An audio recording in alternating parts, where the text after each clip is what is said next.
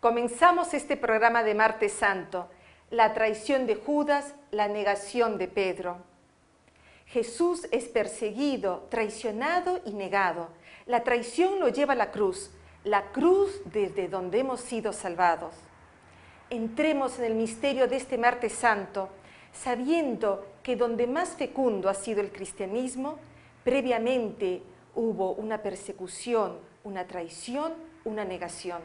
Soy Fiorella de Ferrari y aquí comienza Ábrete Cielo.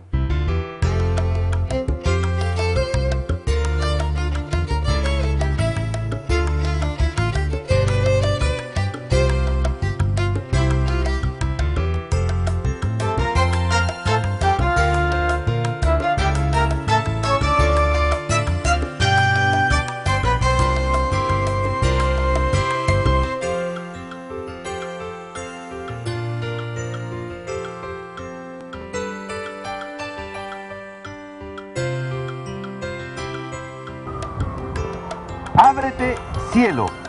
Amigos de Ábrete Cielo, estamos aquí en esta Semana Santa, estamos transmitiendo para ustedes, no estamos transmitiendo para ustedes, estamos haciendo un programa para ustedes desde Jerusalén. Estamos aquí con Oscar Silva, que inmediatamente nos pasa a decir dónde estamos, Oscar Silva, en este lugar. Estamos frente a las murallas de Jerusalén. Yo creo que han visto una toma de estas murallas y estamos también al otro lado del Valle del Gimón o Ginón, que es un valle que se encuentra con el Valle del Cedrón o el torrente Cedrón. Estamos cerca del monte Sión. En esta zona, un poco más allá, se encuentra el cenáculo y la iglesia de la Dormición de la Virgen. Estamos en este lugar, vamos a hablar de esta palabra de Dios que es Judas, su traición, y Pedro con sus negaciones a Jesús. En verdad os digo que uno de vosotros me entregará. Los discípulos se miraban unos a otros sin saber de quién hablaba. Uno de sus discípulos, el que Jesús amaba, estaba a la mesa al lado de Jesús. Simón Pedro le hace una seña y le dice: pregúntale de quién está hablando. Él, recostándose sobre el pecho de Jesús, le dice: Señor, ¿quién es? Le responde Jesús: es aquel a quien dé el bocado que voy a mojar. Y mojando el bocado lo toma y se lo da a Judas, hijo de Simón Iscariote. En cuanto tomó Judas el bocado, salió. Era de noche. Simón Pedro le dice: Señor, ¿a dónde vas? Jesús le respondió: a donde yo voy, no puedes seguirme ahora. Me seguirás más tarde. Pedro le dice: ¿por qué no puedo seguirte ahora? Yo daré mi vida por ti. Le responde Jesús: ¿quedarás tú tu vida por mí? En verdad te digo, no cantará el gallo antes que tú me hayas negado 3 veces.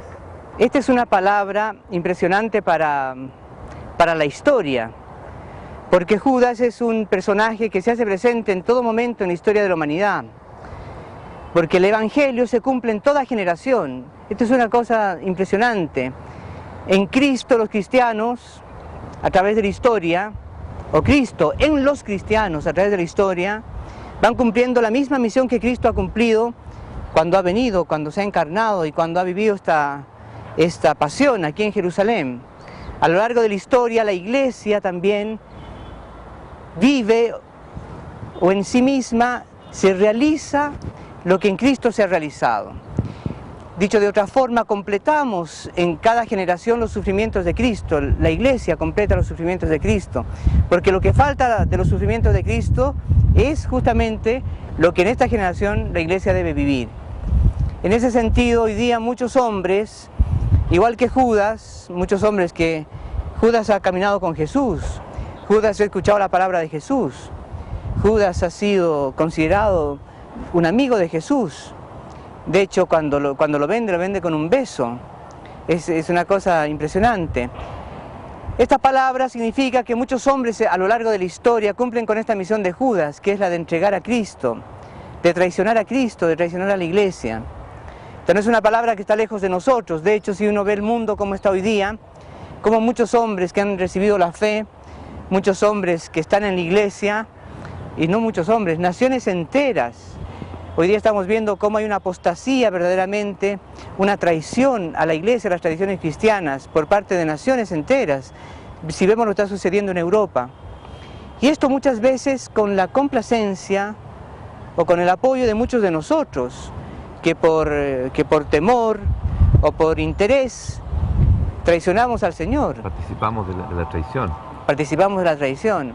Hoy día hay muchas naciones en las cuales se dictan leyes que son apoyadas por legisladores que son cristianos, que son católicos. O por lo menos se denominan católicos. O se denominan católicos, o que han recibido una tradición católica. Y de pronto también esto nos puede pasar a todos nosotros, puede estar muy cerca nuestro esta situación de traicionar a la Iglesia cuando, por ejemplo, no nos interesamos por las palabras del magisterio, por las palabras de los obispos, o cuando cuestionamos el actuar de los obispos, el actuar del Papa. Exacto. Esta es una cosa que está muy latente en nosotros. Y dice esta palabra una cosa muy profunda, dice que cuando Jesús le da un bocado a Judas, entra el demonio en Judas, entra el demonio. Hoy día estamos asistiendo a esto, porque el demonio está actuando en la historia, el demonio no deja de actuar en la historia, es aquel que nos confunde, que nos tergiversa las cosas. El demonio siempre lo que ha hecho ha sido mentir, y por lo tanto engañarnos. Yo he escuchado en algún momento de mi formación cristiana una interpretación de esta misión que tiene Judas, que es precipitar el prendimiento de Jesús y por lo tanto precipitar su pasión. Y lo sorprendente es que Jesús está consciente de esto e incluso le dice a Judas, lo que tienes que hacer, hazlo. Al final de este evangelio, lo comentaremos ya en la parte del programa que viene, ha sido Pedro el que audazmente le ha dicho, yo Señor, te seguiré a donde vayas. El hombre realmente no se conoce a sí mismo, Y tiene que ser el Señor el cual, a través de la historia, de los acontecimientos, nos vaya revelando quiénes somos. Necesitamos muchas veces de acontecimientos contradictorios. En este momento hay unas sirenas que suenan aquí en Jerusalén. Está muy bien. Hay que hablar fuerte. Estamos invadidos de muchos ruidos que de repente nos distraen, nos perturban.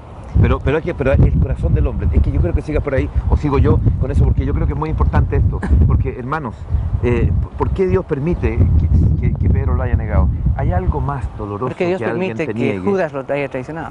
Claro, pero Pedro, al que él continúe la iglesia, Pedro que será un impetuoso, que quiere dar la vida por Jesucristo, y sin embargo Jesucristo tiene que ponerlo en su realidad.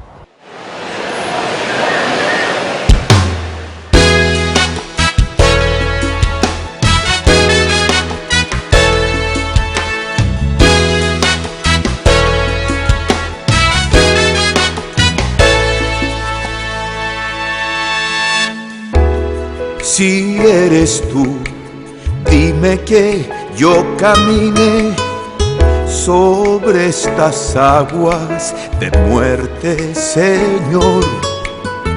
Dame tu mano si me ves con poca fe, si me hundo en desconfianza, haz que en ti pueda creer.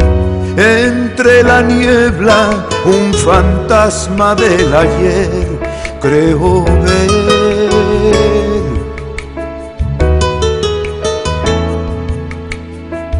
Si eres tú, aquí estoy esperando ver en la noche tu imagen, Señor.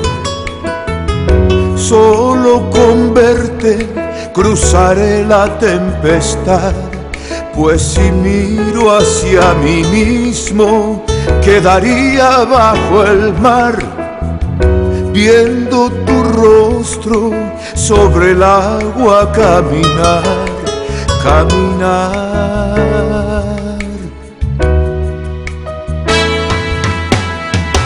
Hombre de barro, si me dejas, Señor, hombre del cielo, con tu favor.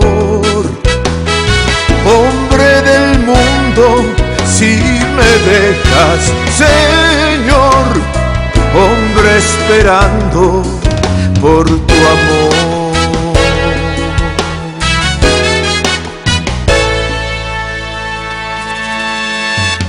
Si eres tú, a pesar del abismo, Sé que tú llevas mi vida, Señor, pero este miedo que me esconde la verdad dice que eres espejismo, que no hay nada más allá. Háblame pronto, que sin ti la realidad es mortal.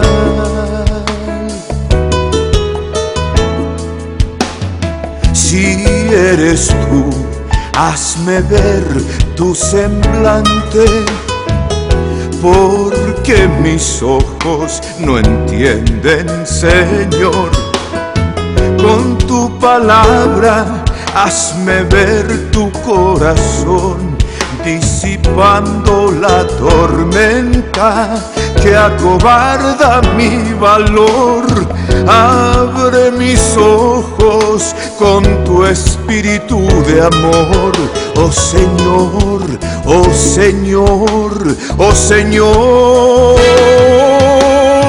Hombre de barro, si me dejas, Señor, hombre del cielo, con tu favor. Hombre del mundo, si me dejas, Señor, hombre esperando por tu amor.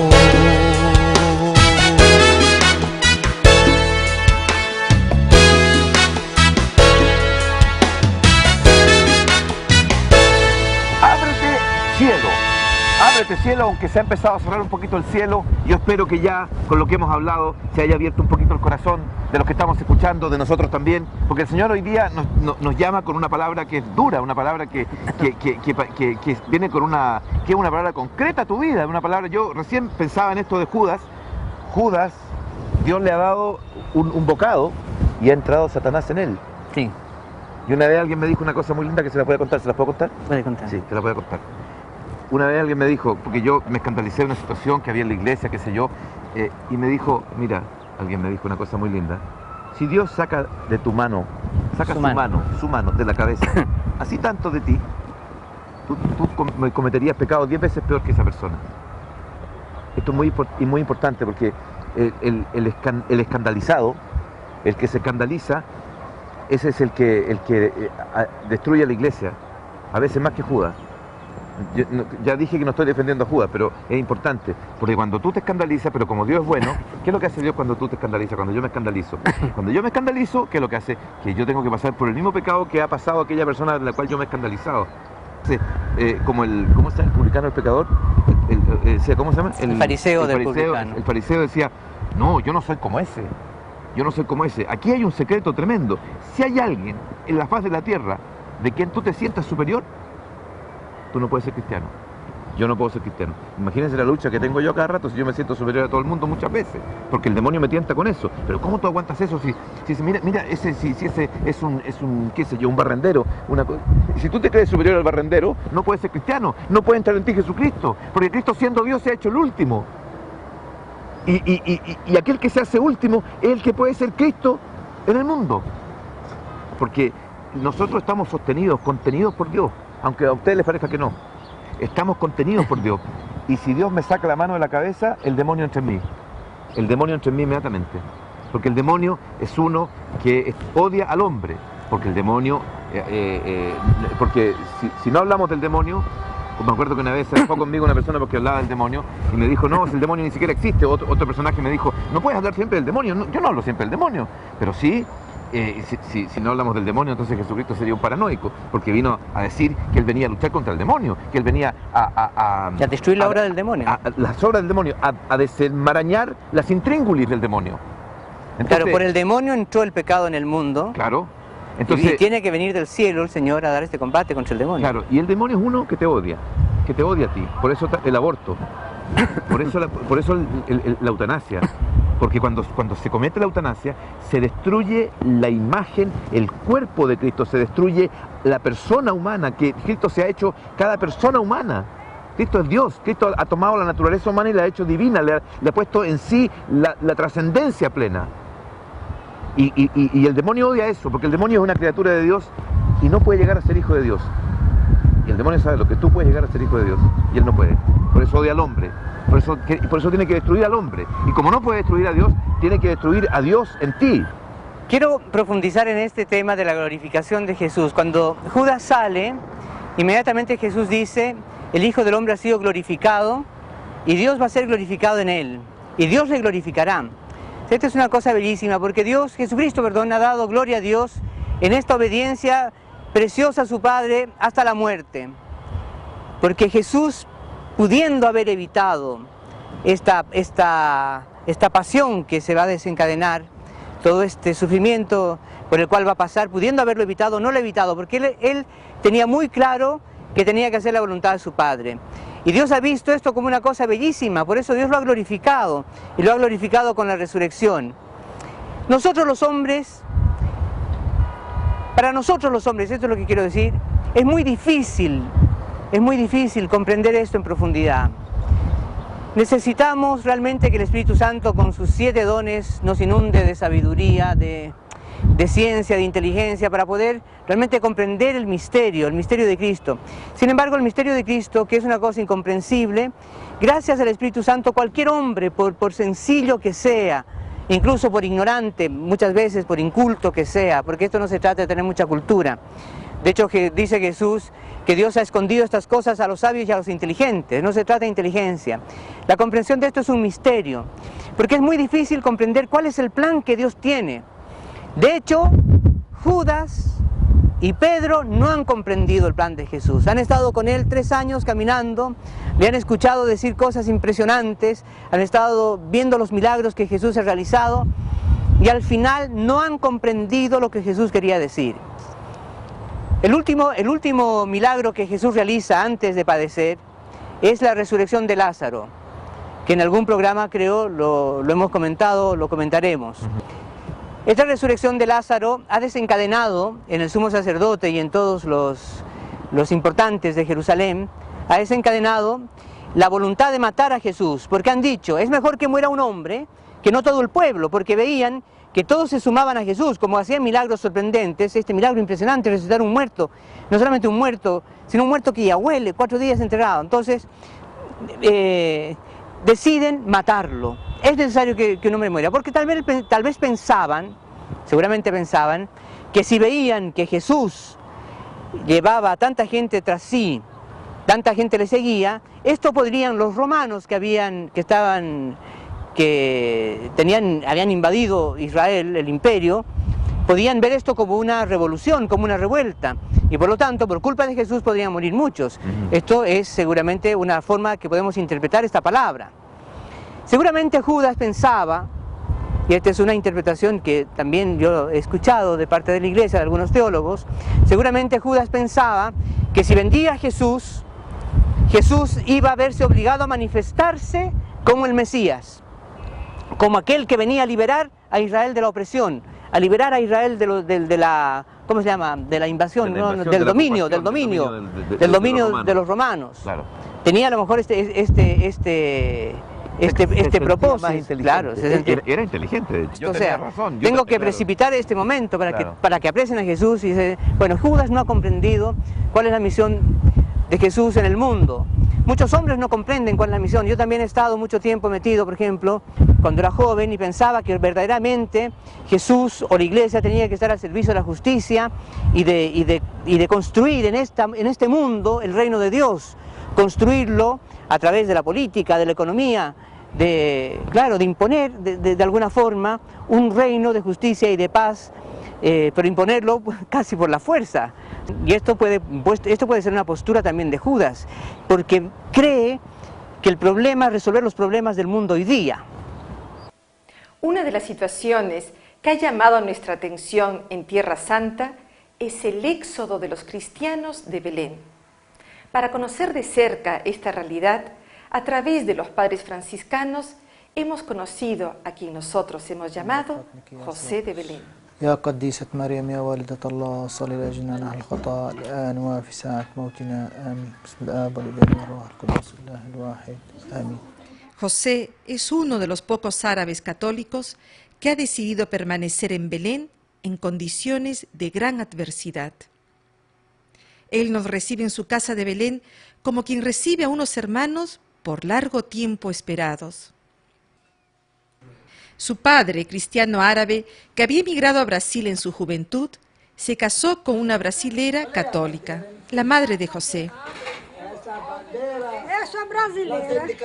quien no cesa de atendernos con alegría. Así hablamos con José en portugués. Orgulloso de tener un terreno en una de las colinas de Belén, con mucho entusiasmo nos explica y muestra su huerta de olivos, su crianza de conejos y la fuente de agua que ha construido para que sus hijos puedan tener una pequeña recreación frente a la imposibilidad de salir de Belén. La muralla que el Estado de Israel ha construido en torno a las zonas árabes ha convertido a Belén en una ciudad desolada. Esta situación no solo ha afectado a los palestinos de Belén, sino también a los cristianos árabes de esta ciudad que antes trabajaban en Jerusalén y sus alrededores y ahora se han visto impedidos de hacerlo. En sus propias palabras, José nos dice que esta muralla ha convertido a Belén en una cárcel. Você já entrou prisão. Es así como José hoy en Belén debe realizar junto a su mujer y familia pequeños trabajos artesanales. Mira a minha esposa como ela trabalha, esses terços de madeira de oliveira. En esta situación han sido los padres franciscanos los que a través de los colegios cristianos, de los servicios turísticos que los santos lugares requieren y del apoyo a las artesanías religiosas, los que han permitido que algunos árabes católicos puedan tener un trabajo digno que les permita subsistir. Por ser los lugares santos hoy una esperanza y subsistencia, José, conocedor de ellos, nos invita a recorrer el santuario de la Natividad de Belén. Como quien se siente en su propia casa, José nos conduce con toda autoridad y propiedad por este santo lugar. Nos lleva por accesos restringidos al público y atravesando patios, capillas, sacristías y laberintos, nos introduce finalmente a la gruta donde Jesús ha nacido. Es conmovedora esta forma de visitar la gruta de Belén. José nos ha permitido recorrer este santuario como si fuera nuestra propia parroquia. Por un momento nos hemos sentido como en casa. Finalmente, hemos querido compartir con José y su familia un momento de intimidad. Es cuando José nos invita a no abandonar a los cristianos de Belén y de toda la Tierra Santa. Ellos ven que la mejor manera de ayudarles es peregrinando a Tierra Santa. Cada peregrino es un signo de esperanza que permitirá a estos hermanos árabes católicos que por generaciones han permanecido en Tierra Santa mantener la presencia de Cristo en su propia tierra. من بيت لحم من الأراضي المقدسة جوزيف حزبون حتي بوجه كلمة ونداء لكل واحد تلحمي ما ينساش أرضه ووطنه ورزقاته ويحن شوي على أرض جدوده لأنه الأرض عمالة بتنادي بكفيكم غربة. ما احنا عمالنا بنشوف شو عماله بصير فيكم غاد. بكفيكم غربة. تعالوا اقعدوا في رزقاتكم زي ما بيقولوا. وانا بوجه كلمتي مش للجيل الجديد، للجيل العتيق. وبشكركم كتير.